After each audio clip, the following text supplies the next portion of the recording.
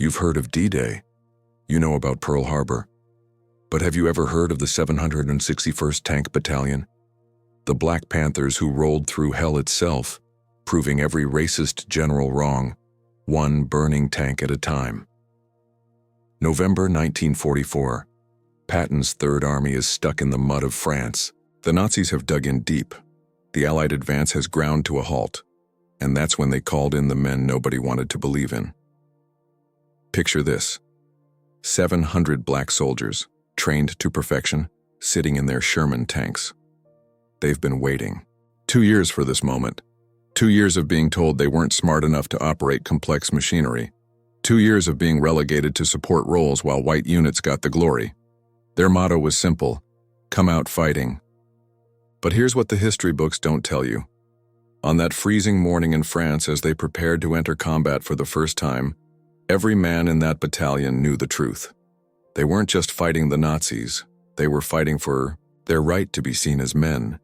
You see, back home their families couldn't vote, couldn't eat at the same restaurants, couldn't even wear the same uniform with pride in certain towns. Yet here they were, about to spearhead one of the most crucial offensives of the European theater. Staff Sergeant Reuben Rivers looked at his crew that morning. "They say we can't fight," he told them. "Let's show them how wrong they are." What happened next would be systematically erased from military records for decades, because sometimes the most threatening thing to the status quo isn't the enemy across the battlefield. It's the hero who looks different from what you expected. The engines roared to life. 700 men began their journey into a battle that would last 183 consecutive days. They would liberate 30 towns. They would breach the Siegfried Line. They would become one of the most decorated units in the entire war. But first, they had to survive the next 24 hours. Let me take you back further. Camp Claiborne, Louisiana, 1942. The 761st is formed. These men volunteered to fight for democracy while being denied it at home. They trained harder than any unit at the base. They had to. One mistake, one sign of weakness, and they'd confirm every prejudice against them. The white officers assigned to train them were the bottom of the barrel, men who'd failed elsewhere, men bitter about being given babysitting duty. But something unexpected happened. These reluctant officers watched the 761st train with an intensity that bordered on frightening. They watched them master complex tank maneuvers. They watched them outshoot, outmaneuver, and outthink every training scenario. Lieutenant Colonel Paul Bates, their white commanding officer, underwent his own transformation. He came expecting to manage a disaster. He found himself leading warriors. He would later say, "I've never seen men more eager to prove themselves." They weren't just learning to fight, they were preparing for vindication. The War Department didn't want them in combat. Too risky, they said. Not the combat, the precedent. If black soldiers proved themselves in battle, what excuse would remain for segregation? Better to keep them stateside, away from glory, away from history. But by late 1944, the math of war overcame the calculus of racism. The German offensive was bleeding the Allies white. They needed every tank, every crew, every fighting man, even the undesirable ones. When Patton himself came to inspect the 761st before their deployment, you could feel the tension. This was the same general who'd written that a colored soldier cannot think fast enough to fight in armor. Now he needed them. "Men, you're the first Negro tankers to ever fight in the American Army," Patton barked. "I would never have asked for you if you weren't good. I don't care what color you are so long as you go up there and kill those Kraut sons of bitches." Then he said something that would echo through the decades. "Everyone has their eyes on you and is expecting great things from you. Most of all, your race is looking forward to you. Don't let them down." No pressure, right? Just the weight of history, the hopes of millions, and the skepticism of a nation riding on every shell you fire. Private First Class. Horace Evans wrote to his mother that night. "Tomorrow we go to war, Mama. Not just against Hitler. Against everyone who said we couldn't do this. Pray for us. Not for safety, for the chance to prove them wrong." The first shell hit before dawn. You know that sound when metal meets metal at 2,800 feet per second? That's what woke the 761st on their first day of combat. Welcome to the war, gentlemen. They were attached to the 26th Infantry Division, and the white soldiers watched with barely concealed skepticism. "Can they even drive those things?" one corporal whispered. He'd have his answer soon enough. The I battalion rolled into the French town of Vic-sur-Seille. Nazi panthers and tigers waited in ambush. Superior armor, bigger guns, better positioned. On paper, the 761st didn't stand a chance. But wars aren't won on paper. Private First Class Sam Turley spotted the first Panther through his periscope. The German tank's 75mm gun swiveled toward them. In tank warfare, whoever shoots first usually lives. The other guy? Not so much. Turley's gunner, Harold Gary, didn't hesitate. The Sherman's gun barked. The Panther erupted in flames. One down, hundreds to go. What made the 761st different wasn't just their courage, it was their fury.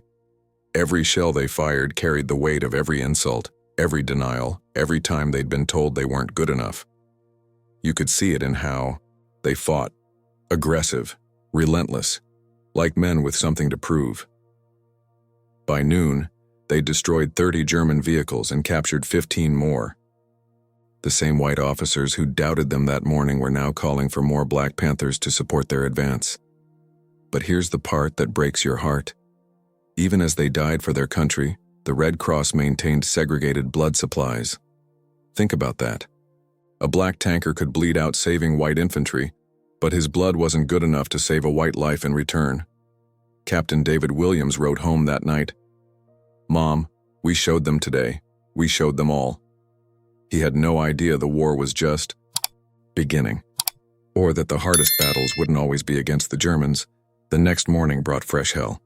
The Germans had regrouped. They knew the 761st's positions now. Artillery rained down like Judgment Day. Tank rounds that could punch through a Sherman's armor like tissue paper. The screaming of the Nebelwerfer rockets, the soldiers called. Them screaming memes, and that could drive men insane with terror. Inside the tanks, it was a special kind of nightmare. 5 men crammed into a steel coffin. The loader wrestling 50-pound shells. The gunner trying to aim through smoke and fire. The driver blind except for a tiny periscope. The assistant driver manning the bow gun. And the commander, head exposed. In the turret, perfect target for snipers. When a tank got hit, you had seconds to get out before the ammunition cooked off. Seconds to squeeze through hatches designed for smaller men. Seconds while flames licked at your back and your friends screamed. Sergeant William McBurney's tank took a direct hit that first week. The driver and gunner died instantly. McBurney, despite severe burns, pulled his loader and assistant driver from the burning wreck. Then he went back. The tank's ammunition was starting to explode, but he went back. He'd seen movement in the driver's compartment. He pulled out Private Roy. Williams, alive barely, but alive. As medics worked on Williams, McBurney collapsed. Third-degree burns covered 40% of his body. He'd spend 6 months in hospitals. But Williams lived because a sergeant wouldn't leave a man behind. The white infantry started to notice. These weren't the lazy, cowardly soldiers they'd been told to expect. These were warriors. Word spread through the ranks. If you're in trouble, hope the Black Panthers are nearby. But respect on the battlefield didn't translate to equality in the mess tent. The 761st still ate separately, still used separate latrines, still received mail from home describing lynchings, describing friends arrested for trying to vote, describing America. How do you reconcile that? Fighting for freedom you don't have? Dying for a democracy that denies you? You don't reconcile it. You file it away in that place soldiers put things that would break them if examined too closely. And you keep fighting. Because in that tank, for those moments in combat, you were equal. German shells didn't discriminate. Death was colorblind. And in that terrible equality, the men of the 761st found something like freedom. 3 days into combat, Staff Sergeant Reuben Rivers made a decision that would haunt his family for generations. His tank hit a mine. The explosion tore through the steel belly, ripping his leg to shreds. Medics wanted to evacuate him immediately. Rivers refused. "You need me here," he told his captain, blood pooling in his driver's seat. "My boys need me here." For the next 3 days, he continued to fight. Can you imagine? Your leg mangled beyond recognition, every movement sending lightning bolts of agony through your body, and still you press on. Because if you don't, who will? On November 19th, Rivers' tank crested a hill near Guebling, France. Below them, a massive German counterattack was forming. Panthers, tigers, infantry. Enough firepower to shatter the entire American advance. Rivers could have pulled back, should have pulled back. His tank was damaged, he was dying by inches, but pulling back wasn't in his vocabulary. Cover the infantry, he ordered his crew. Then he charged. One Sherman tank against impossible odds. The Germans focused everything on him. Rivers' tank took hit after hit. But for every second they fired at him, they weren't firing at the infantry. American soldiers made it to cover. Lives were saved. When they finally knocked out Rivers' tank, he was still at his gun. The awing medal recommendation started immediately. Distinguished Service Cross, Silver Star, Bronze Star. But here's what happened next. The Army looked at those recommendations, looked at the name Reuben Rivers, looked at his race, and quietly filed them away. It would take 53 years for Rivers to receive the Medal of Honor he earned that day. His sister Grace was 82 years old when President Clinton finally placed that medal in her hands. She wept for the brother who died believing his country would never acknowledge his sacrifice.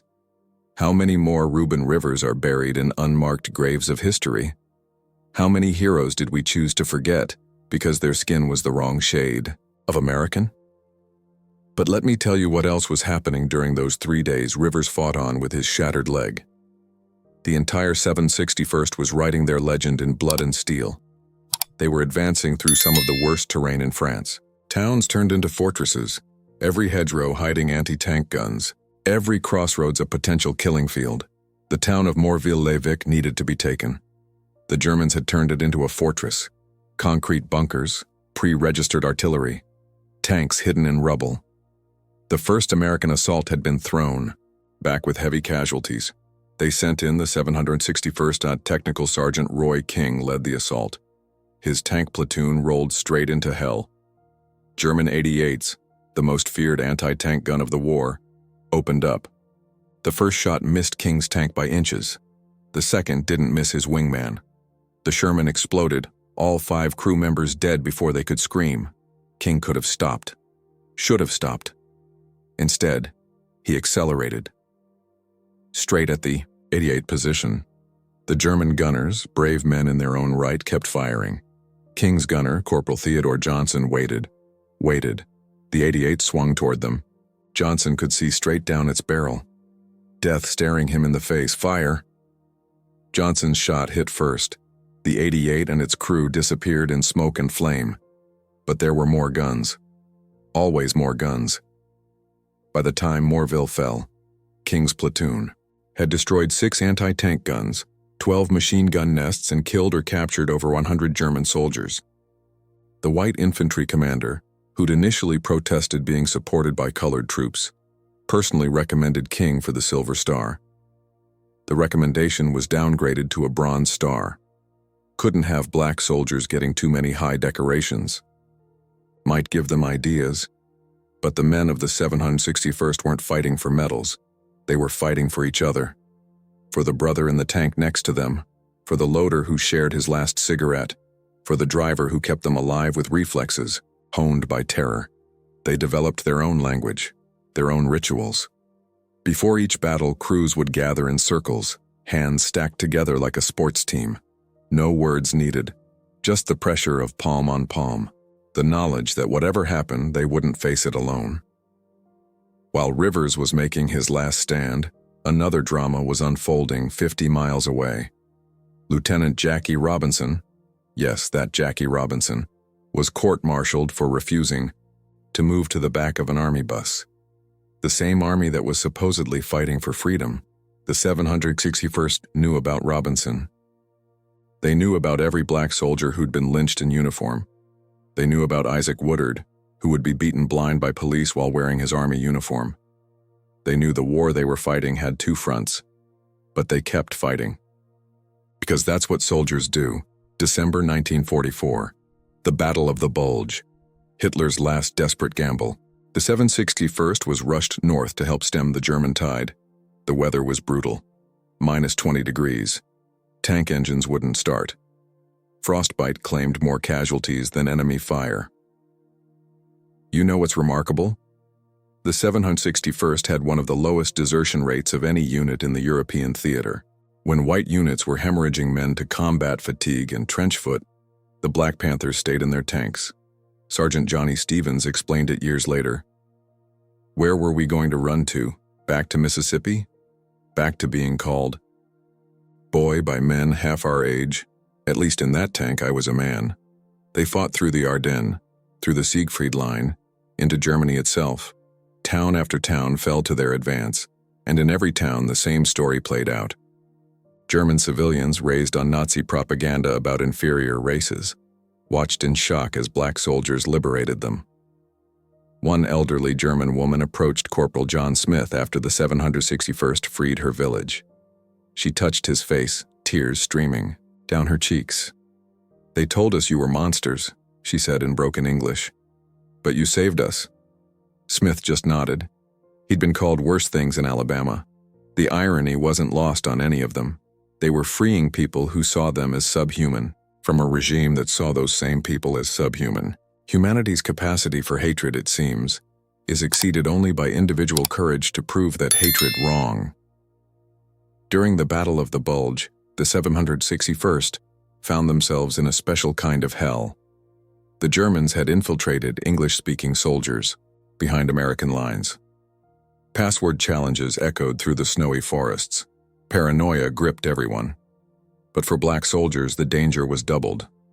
A white GI might shoot first and check passwords later, when he saw a dark face in the shadows. Private Charles Green was nearly killed by friendly fire 3 times in one night.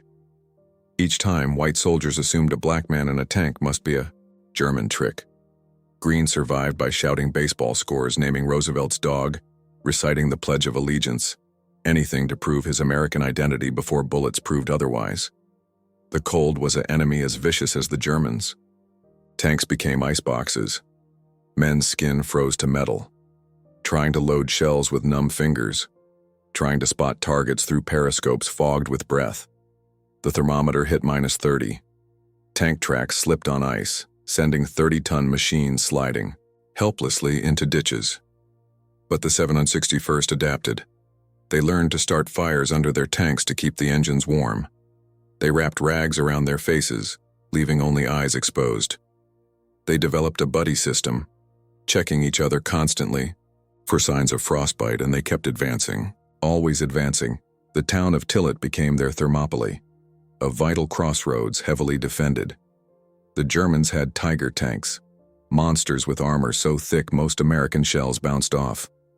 The 761st had Shermans, inferior in every way except one, the men inside them.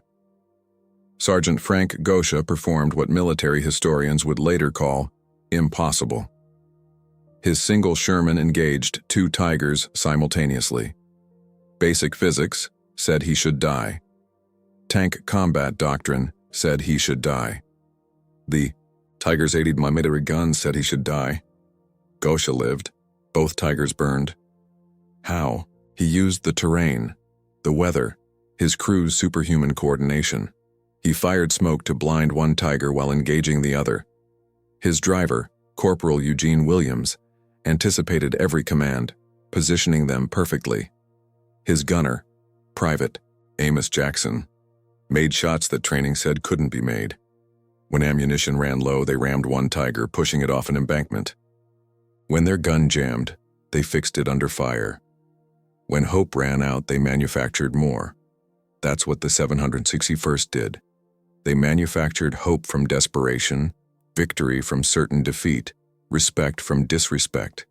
They took everything America, threw at them, the racism, the doubt, the deliberate sabotage of their achievements, and transformed it into fuel for their fury. March 1945. The concentration camps. Nothing prepares you for the moment when abstract evil becomes concrete reality, when propaganda becomes skeletons, when hatred becomes mountains of human ash. The 761st helped liberate Buchenwald and Dachau. Think about that for a moment. Black soldiers, victims of their own country's apartheid, staring at the logical endpoint of racial hatred. The parallels were impossible to ignore. Technical Sergeant Johnny Stevens wrote, "We looked at those walking skeletons and we recognized something in their eyes. We'd seen it in our own mirrors, the look of people who'd been told they weren't human. But here's what happened next. The 761st didn't just liberate the camps.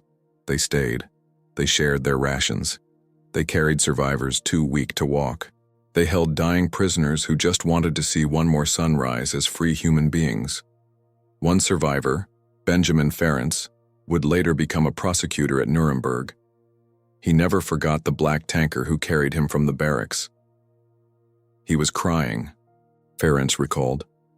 This enormous soldier, tears streaming down his face, whispering, you're safe now," over and over. That soldier was Private First Class Floyd Dade from Louisiana. He'd never been allowed to eat at a whites-only lunch counter, but he carried Holocaust survivors to freedom on his shoulders. The Germans called them Schwarze Panther, Black Panthers. It was meant as an insult. The 761st made it a badge of honor. They painted panthers on their tanks, snarling, defiant, unbroken. Meanwhile, back home, German POWs were eating in restaurants that wouldn't serve the men who captured them. Let that sink in. Nazi soldiers had more rights in America than the Americans who defeated them. You want to know the definition of patriotism? It's fighting for a country that doesn't fight for you. It's bleeding for freedoms you don't fully possess. It's believing in an America that doesn't yet believe in you. The 761st embodied that painful patriotism every single day. At Buchenwald, they found horrors that defied comprehension. The ovens still warm, the medical experiments, children who looked like old men, women who weighed less than their own skeletons, the neat German record-keeping that documented industrialized murder with bureaucratic precision. Corporal Edward Williams found a young boy hiding in a pile of corpses. The child, maybe 8 years old, was so traumatized he couldn't speak. Williams, a giant of a man from Detroit, picked up the boy gently as glass. For 3 days, Williams carried that child everywhere, fed him from his own rations, wrapped him in his own jacket, sang him spirituals his grandmother had taught him. On the 3rd day, the boy spoke. One word. "Papa?" Williams held him tighter. "Yeah, son, Papa's here." That boy, David Friedman, survived, grew up, became a rabbi, spent his life teaching about the black soldier who saved him. "He gave me more than life," Rabbi Friedman would say. "He gave me faith that goodness could exist even in hell." The 761st spent weeks at the camps. They dug graves for the dead. Proper graves with markers, with dignity. They helped process the survivors for evacuation. They stood guard against revenge killings, protecting German civilians from understandably furious survivors. It changed them. How could it not? They'd seen what happened when hatred was given uniforms and authority. They'd seen the end result of dividing humans into categories of worth. They'd seen their own possible future if America's racism followed Germany's path. Sergeant Moses Dorsey wrote to his pastor, "I understand now why God sent us here. Not just to defeat the Nazis, but to see, to witness, to carry home the warning of what happens when good people do nothing while evil men make laws." But even in liberation, racism followed them. White American units were photographed with survivors, featured in newsreels, hailed as liberating angels. The 761st's role was minimized, their photos buried, their stories untold. History was being written in real time, and black soldiers were being edited out of it. Again, April 30th, 1945, Hitler's dead. The war in Europe is gasping its last breaths. But for Sergeant Warren G.H. Cracey, the fighting isn't over. He's alone.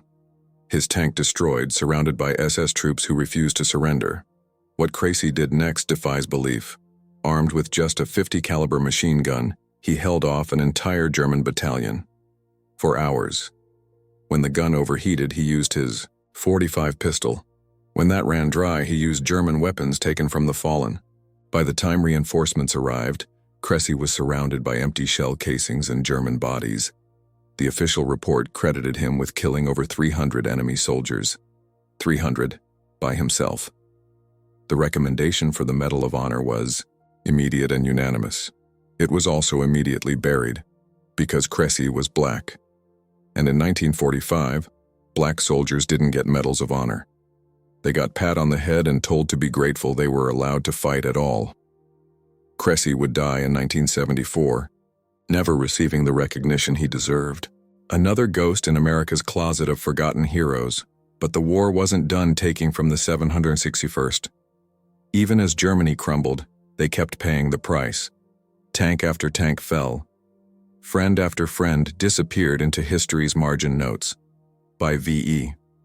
Day, the battalion had lost 71 tanks totally destroyed. They'd suffered over 50% casualties. They'd fought for 183 consecutive days without relief. No other armored unit, black or white, could match that record. General Patton himself had, to eat his words. The same man who'd told them, "I don't care what color you are so long as you go up there and kill those Kraut sons of bitches," now called them one of the most effective tank battalions in the European theater. But here's the kicker. When the meme, victory parades rolled through American cities, the 761st wasn't invited.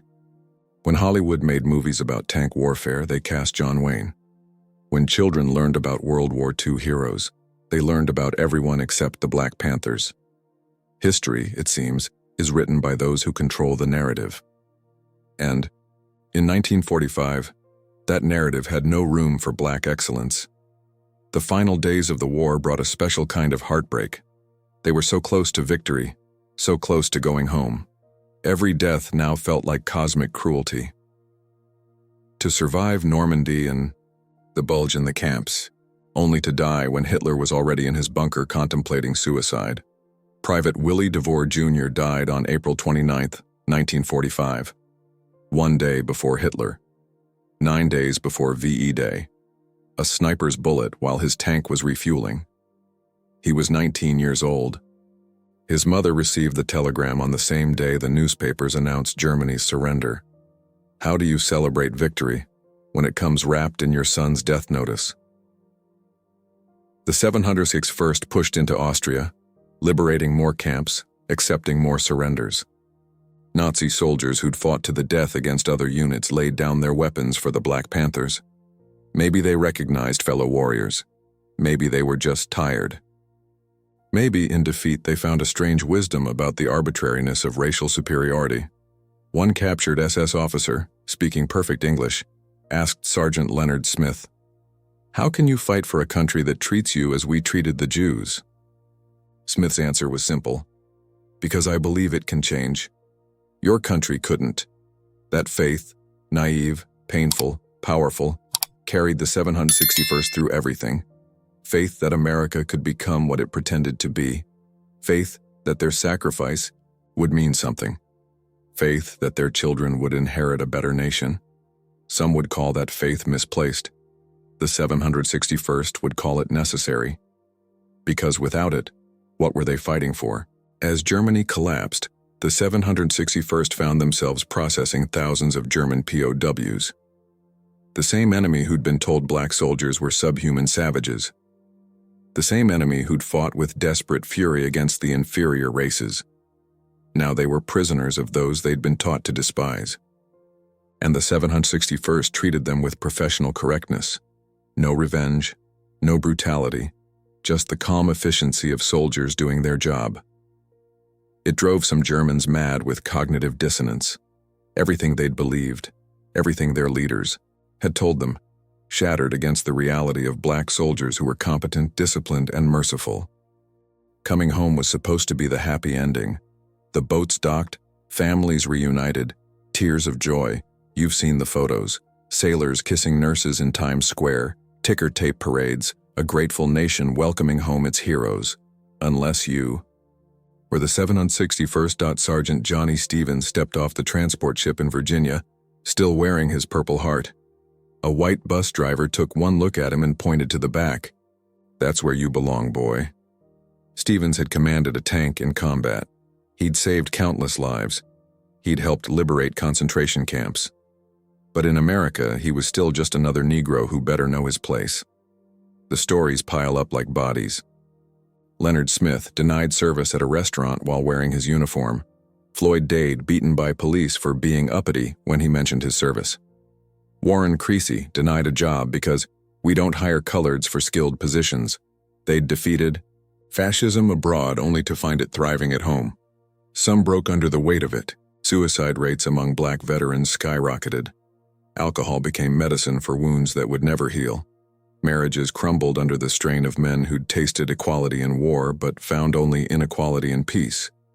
But others fought on. They used the GI Bill when they could, though many were denied its benefits through legal loopholes and racist administrators. They organized, they marched, they carried the discipline and courage of the 761st into the civil rights movement. You know, who was inspired by their story? A young minister named Martin Luther King Jr. He said the black veterans of World War II proved that courage wasn't about the absence of fear, but action in spite of it. The 761st had acted. Now it was America's turn. The question was, would the country they'd saved be brave enough to save itself from its own hatred? For decades, that question went unanswered.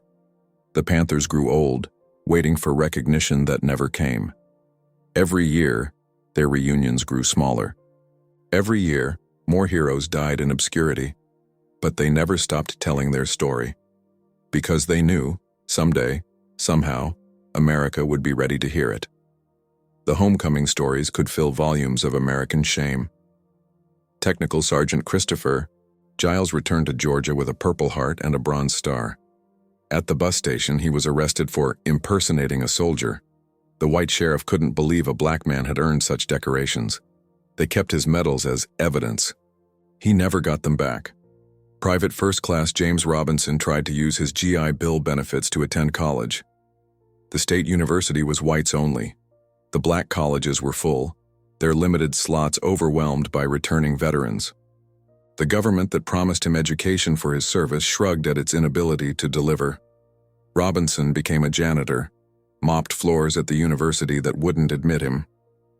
Every night he'd pause outside lecture halls, listening to professors, teach what he'd earned the right to learn, self-educated in shadows, denied the spotlight he'd paid for in blood.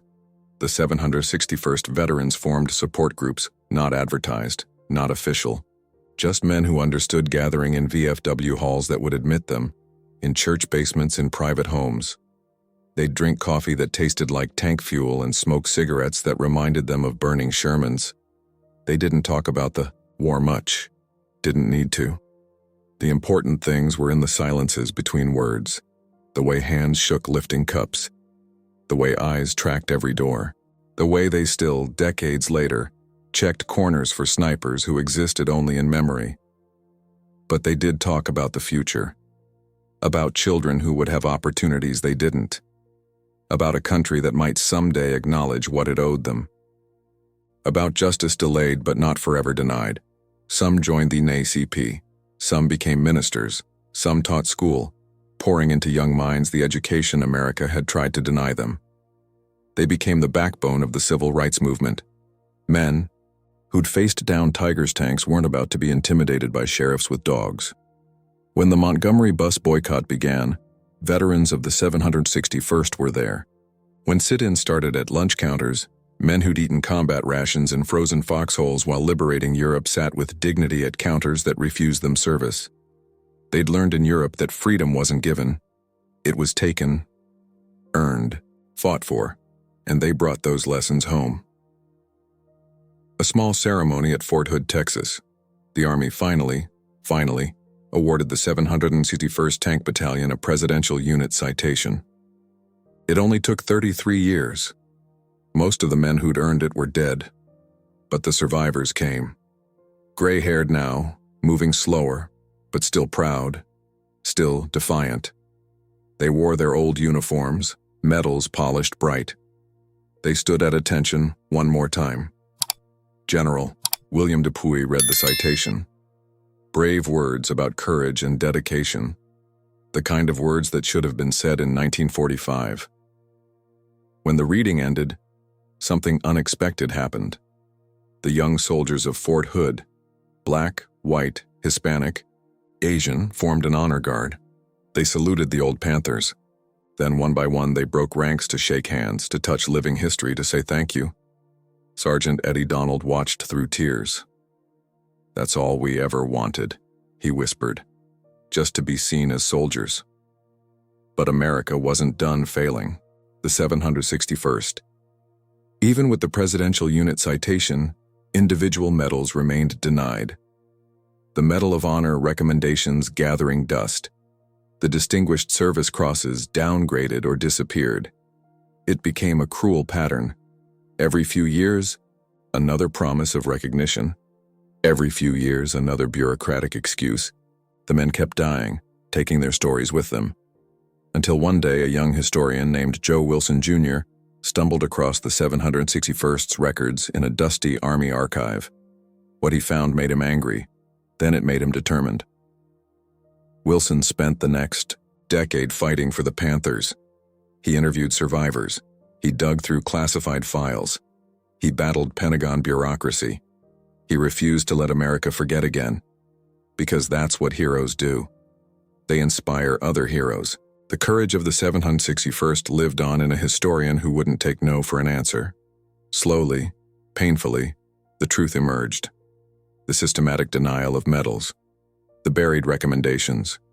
The racism that ran so deep it infected even the recording of history itself. America had to face an uncomfortable truth. We hadn't just failed to honor these men. We'd actively worked to erase them. The ceremony at Fort Hood was bittersweet. Yes, recognition at last. But look at who wasn't there. Reuben Rivers, dead 34 years. Warren Creasy, dead 4 years. Hundreds of others who'd believed they'd die forgotten. E.g. McConnell, one of the survivors, put it bluntly. "This medal is nice, but it doesn't bring back the dead. Doesn't erase the decades we were called liars when we told our stories. Doesn't give back the youth we spent fighting for a country that wouldn't fight for us." Yet even in their bitterness, the survivors showed grace. They shook hands with generals who'd been lieutenants when the 761st was being written out of history. They smiled for cameras that should have been clicking in 1945. They accepted honors that time had tarnished but not destroyed, because that's what soldiers do. They complete the mission. Even when the mission is forcing America to remember what it wanted to forget. The young soldiers at Fort Hood that day received an education no military manual could provide. They saw living proof that heroism doesn't always get recognized, that service doesn't guarantee gratitude, that sometimes the greatest courage is continuing to believe in ideals that don't believe in you. Master Sergeant James Williams, observing the ceremony, asked one of the old Panthers what kept him going all those years without recognition. The old soldier thought for a moment. "Son, let me tell you something. Medals are nice, parades are nice. But that's not why we fought. We fought because it was right. We fought because we could. We fought because if we didn't, who would? The medal they gave us today? That's for history. But the pride we carried all these years? That's for us." The ceremony ended. The old soldiers dispersed. Some would never meet again. But something had changed. The 761st was no longer a secret. They were no longer ghosts. They were part of the official record. It wasn't enough, not nearly enough. But it was a start. And starts, as any tanker will tell you, are how you begin to move mountains. January 24, 1997, the East Room of the White House. 7 surviving members of the 761st Tank Battalion stood before President Clinton. Behind them, the ghosts of all who didn't live to see this day. The Medal of Honor for Staff Sergeant Reuben Rivers, 53 years late. As Grace Rivers accepted her brother's medal, she spoke words that cut through the ceremony's pomp. Reuben and his comrades gave their lives for a country that didn't always love them back. But they loved it anyway. That's not just heroism, that's faith. One by one, the medals came. Bronze stars upgraded to silver stars upgraded to distinguished service crosses, recognition pulled from the grave of American amnesia. But here's what made that day truly powerful. In the audience sat young soldiers, children, grandchildren. They watched their ancestors finally receive what was always theirs. They learned that justice delayed isn't always justice denied. Sometimes it's justice fought for and won. Vernon Baker, one of only 7 black soldiers to receive the Medal of Honor for World War II service, said it best. "The only thing that I can say to those who are not here with me is that I thank you, and I'll always remember you." The ceremony ended. The cameras turned off. But for the families of the 761st, something had shifted. The weight their fathers and grandfathers carried had finally been acknowledged. The lie that black soldiers couldn't fight had been publicly, officially, finally destroyed. Yet even in that moment of triumph, the bitterness remained. How many other Reuben Rivers were still unrecognized? How many units like the 761st had been written out of history? How many families still waited for America to say their sacrifice mattered? The Panthers had won their battle for recognition. But the war for historical truth was far from over. Because a nation that forgets its heroes is doomed to forget its values. And the 761st? They were American values personified. Courage when courage meant death. Honor when honor brought no reward. Loyalty to ideals that weren't yet loyal to them. The Medal of Honor ceremony revealed documents long buried in Pentagon archives. Letters from white officers praising the 761st. Combat reports detailing their heroism. Recommendations for medals that mysteriously disappeared between battlefield and bureaucracy. One document stood out. A letter from Colonel Paul Bates, the 761st's white commanding officer, written in 1945. "I have never seen such fighting spirit. These men have been denied everything America promises, yet they fight harder for those promises than men who take them for granted. History will judge us harshly for how we've treated them." History was finally making that judgment. Grace Rivers held her brother's medal up to the light. 53 years of waiting condensed into this moment. She thought of all the family gatherings where Reuben's empty chair accused a nation's conscience. All the times she'd told his story to deaf ears, all the letters to congressmen that went unanswered. "He knew," she said quietly. "Somehow Reuben knew this day would come. He told me before he shipped out. Grace, they may not recognize us now, but someday they'll have to. Truth has a way of surfacing even when folks try to bury it." The other families had similar stories. Decades of fighting for recognition. Boxes of rejection letters.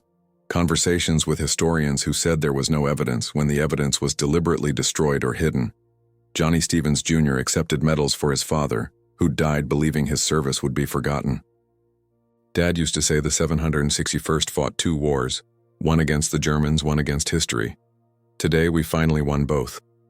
But perhaps the most moving moment came when the elderly veterans themselves spoke.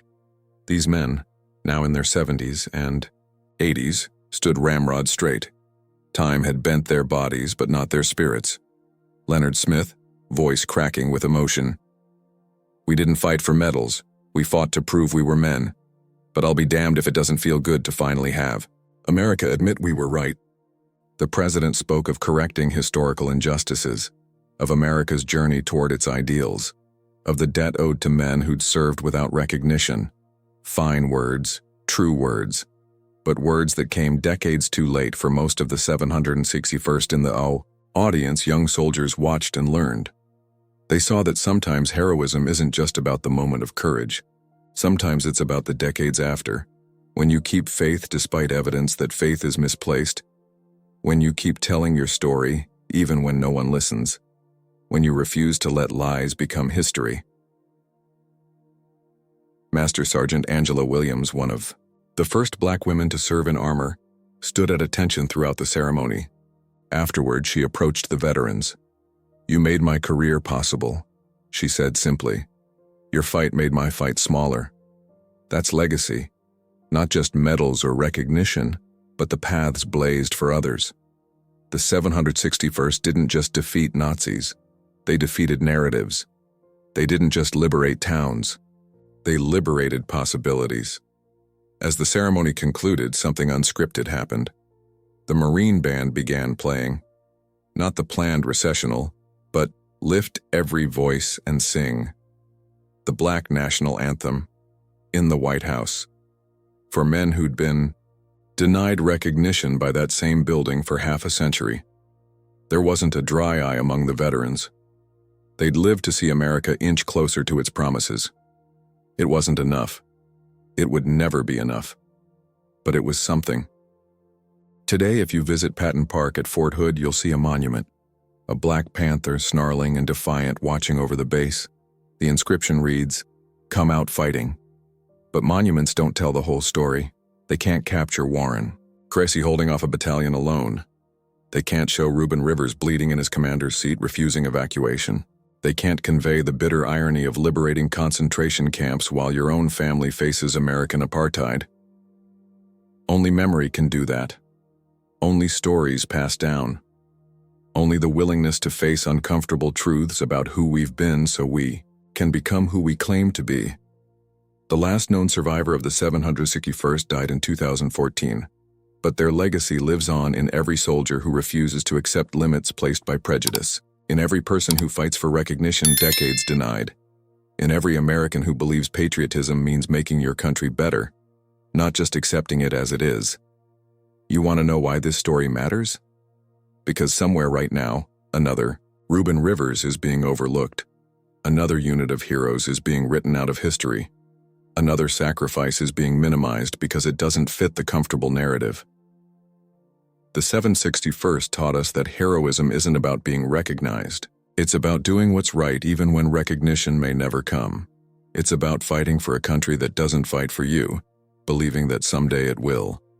They called themselves Panthers, hunters in the darkness, and what they hunted was a better America, one where the color of your skin wouldn't determine the content of your service.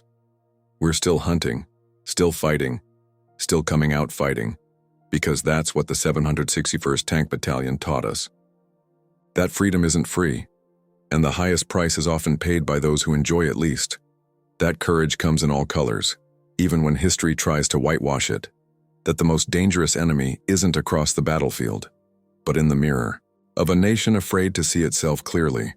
But here's what else the 761st taught us. That change is possible. That persistence pays. That truth, as Grace Rivers said, has a way of surfacing even when folks try to bury it. In military academies today, the 761st is studied. Their tactics at Tillet, their breakthrough at the Siegfried Line, their tenacity during the Battle of the Bulge.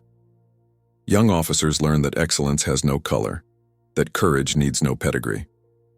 In 2005, a monument was unveiled at Fort Hood. Panthers from the 761st, veterans of Iraq and Afghanistan, stood together. Different wars, same struggle. Different enemies, same prejudices to overcome. The old teaching the young that the mission doesn't end when the shooting stops.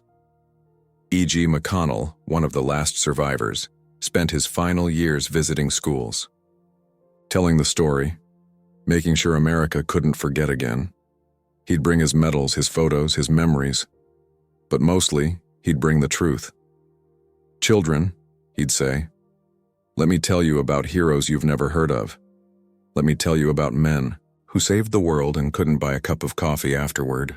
Let me tell you about the America that was so you can build the America that should be." One student asked him, "Mr. McConnell, were you angry about being forgotten?" The old soldier smiled. "Angry? Child, I was furious. But fury without purpose is just noise. We turned our fury into fuel. Fuel to keep fighting. Fuel to keep telling the story.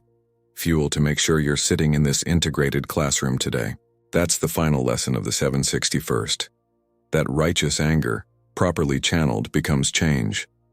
That ignored heroism, persistently proclaimed, becomes acknowledged truth. That men and women denied their place in history can, through sheer determination, write themselves back in.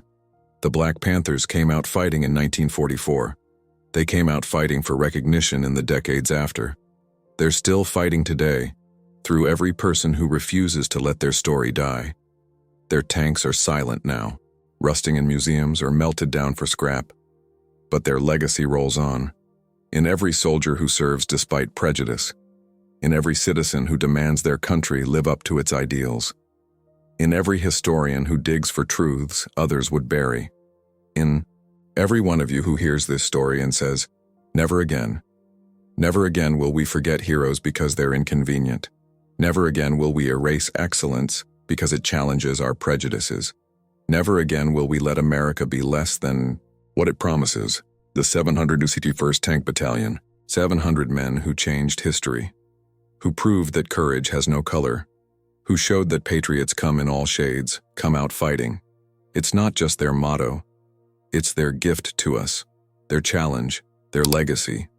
The question is, will we accept it? So here's my question to you. Whose story are we forgetting today? What heroes walk among us unrecognized? What 761st is fighting right now, waiting decades for the thanks they've already earned? History doesn't repeat, but it rhymes. And the rhyme of the 761st echoes still. Come out fighting, even when the fight seems hopeless.